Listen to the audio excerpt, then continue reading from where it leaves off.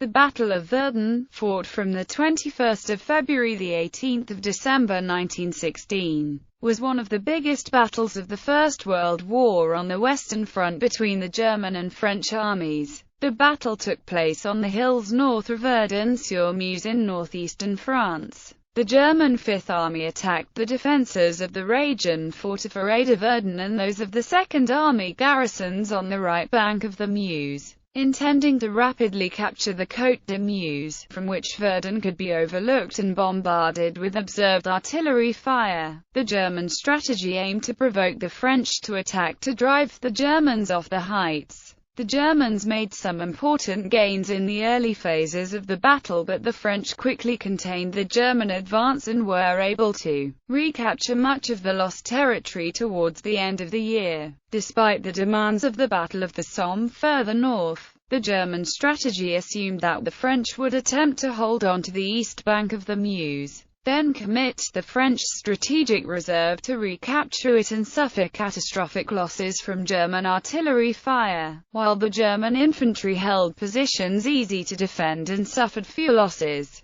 The German plan was based on the experience of the Second Battle of Champagne, when, after early success, the French offensive was defeated with far more French than German casualties. Poor weather delayed the beginning of the German Verdun offensive until the 21st of February. French construction of defensive lines and the arrival of reinforcements before the opening attack delayed the German advance despite many losses. By the 6th of March, 20.5 French divisions were in the RFV and a more extensive defense in depth had been prepared. Pétain ordered that no withdrawals were to be made and that counter-attacks were to be conducted, despite exposing French infantry to fire from the German artillery. By the 29th of March, French artillery on the west bank had begun a constant bombardment of German positions on the east bank, which caused many German infantry casualties. In March, the German offensive was extended to the left bank, to gain observation of the ground from which French artillery had been firing over the river, into the flank of the German infantry on the east bank. The German troops were able to make substantial advances, but French reinforcements contained the attacks short of their objectives. In early May, the Germans changed tactics and made local attacks and counter-attacks, which gave the French an opportunity to begin an attack against Fort de Romont. Part of the fort was occupied, until a German counter-attack recaptured the fort and took numerous prisoners.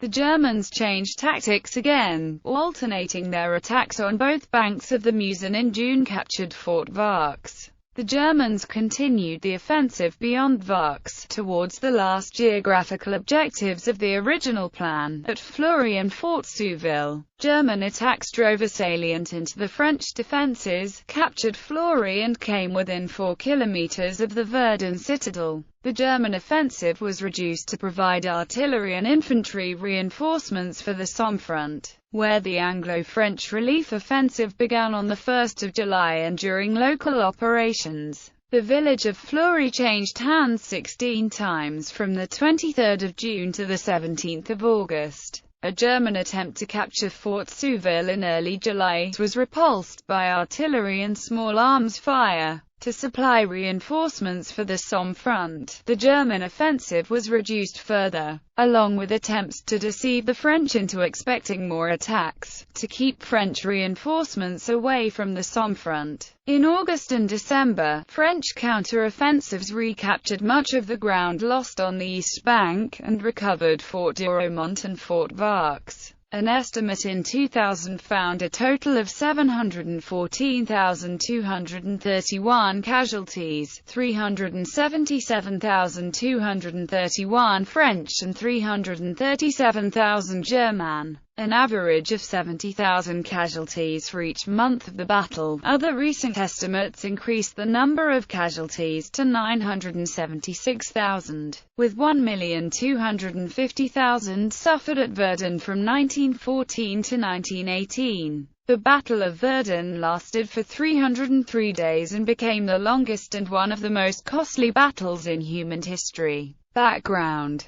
strategic developments after the German invasion of France had been halted at the First Battle of the Marne in September 1914. The War of Movement ended at the Battle of the Yser and the First Battle of Ypres. The Germans built field fortifications to hold the ground captured in 1914, and the French began siege warfare to break through the German defences and recover the lost territory. In late 1914 and in 1915, offensives on the Western Front had failed to gain much ground and been extremely costly in casualties. According to his memoirs written after the war, the chief of the German General Staff, Erich von Falkenhayn, believed that although victory might no longer be achieved by a decisive battle, the French army could still be defeated if it suffered a sufficient number of casualties. Falkenhayn offered 5 corps from the Strategic Reserve for an offensive at Verdun at the beginning of February 1916, but only for an attack on the east bank of the Meuse.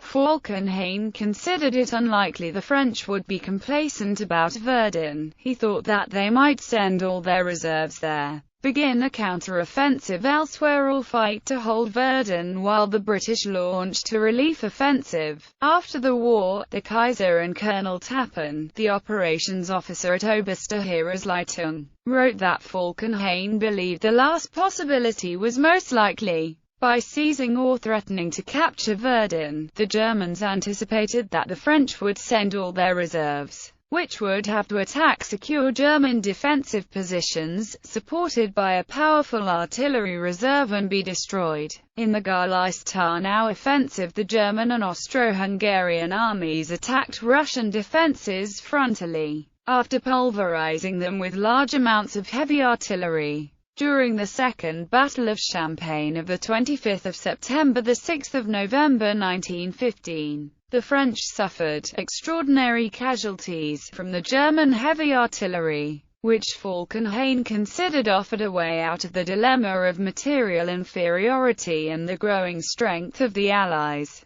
In the north, a British relief offensive would wear down British reserves to no decisive effect and create the conditions for a German counter-offensive near Arras. Hints about Falkenhayn's thinking were picked up by Dutch military intelligence and passed on to the British in December. The German strategy was to create a favourable operational situation, without a mass attack, by relying on the power of heavy artillery to inflict mass losses. A limited offensive at Verdun would lead to the destruction of the French strategic reserve in fruitless counterattacks and the defeat of British reserves in a futile relief offensive, leading to the French accepting a separate peace. If the French refused to negotiate, the second phase of the strategy would begin, in which the German armies would attack terminally weakened Franco-British armies, mop up the remains of the French armies and expel the British from Europe.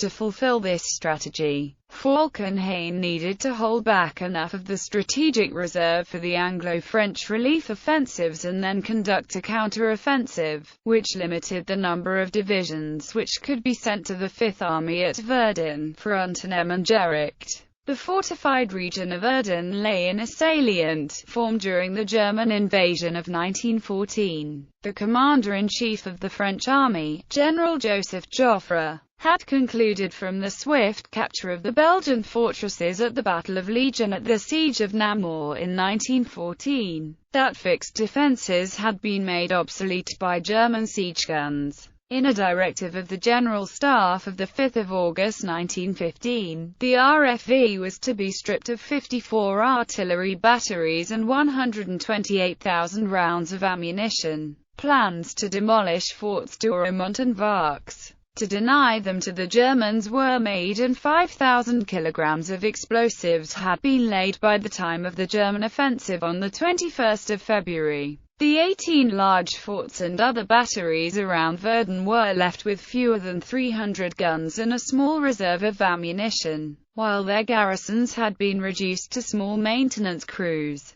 The railway line from the south into Verdun had been cut during the Battle of Fleury in 1914. With the loss of Saint-Mihiel, the line west from Verdun to Paris was cut at Aubreville in mid-July 1915, by the German Third Army, which had attacked southwards through the Argonne forest for most of the year. Region fortified Verdun for centuries. Verdun had played an important role in the defense of the hinterland. Due to the strategic location of the city on the Meuse River, Attila the Hun failed to seize the town in the 5th century, when the Empire of Charlemagne was divided under the Treaty of Verdun of 843. The town became part of the Holy Roman Empire, and the Peace of Westphalia in 1648 awarded Verdun to France. The heart of the city of Verdun was a citadel built by Vauban in the 17th century. A double ring of 28 forts and smaller works had been built around Verdun on commanding ground, at least 150 meters above the river valley,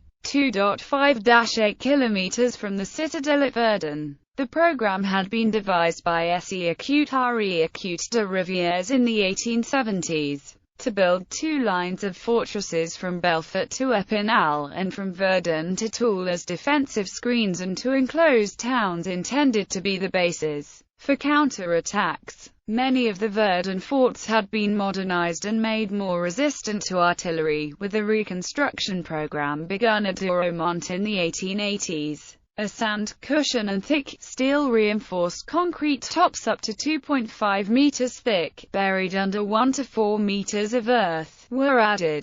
The forts and ouvrages had been sited to overlook each other for mutual support, and the outer ring had a circumference of 45 kilometers. The outer forts had 79 guns in shell-proof turrets and more than 200 light guns and machine guns, to protect the ditches around the forts. 6 forts had 155 mm guns in retractable turrets, and 14 had retractable twin 75 mm turrets. In 1903, Douaumont was equipped with a new concrete bunker containing 2 75 mm field guns to cover the southwestern approach and the defensive works along the ridge to Ouvrage de Froidterre. More guns were added from 1903 to 1913, in 4 retractable steel turrets. The guns could rotate for all-round defense, and 2 smaller versions, at the northeast and northwest corners of the fort, housed twin Hotchkiss machine guns. On the east side of the fort, an armored turret with a 155 mm short-barreled gun faced north and northeast, and another housed twin 75 mm guns at the north end,